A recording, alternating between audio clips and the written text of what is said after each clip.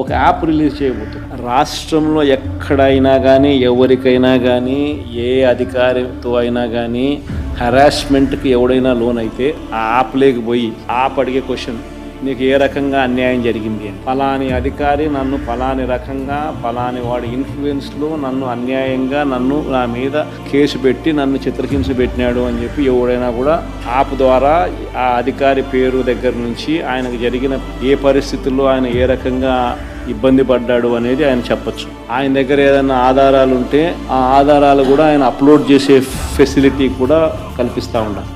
Automatically ఆ complaint మన digital లైబ్రరీలోకి వచ్చేస్తుంది.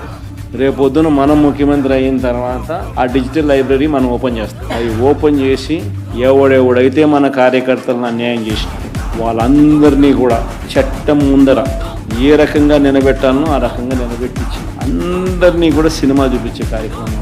వాళ్ళు చేసినవన్నీ కూడా వడ్డీతో సహా ఏదైతే నువ్వు ఇస్తున్నావో అదే పండుతుంది. ఎక్కడ కూడా మనం అన్యాయం చేయడం లేదు. ఏదైతే మీరు ఇస్తున్నారో అదే రేపొద్దున పండుతుంది. చక్కెర వడ్డీతో సహా చెల్లించే పరిస్థితి వస్తుంది. అదొకటి ఖచ్చితంగా నెక్స్ట్ 10 రోజుల్లో రిలీజ్ చేయబోతున్నాం.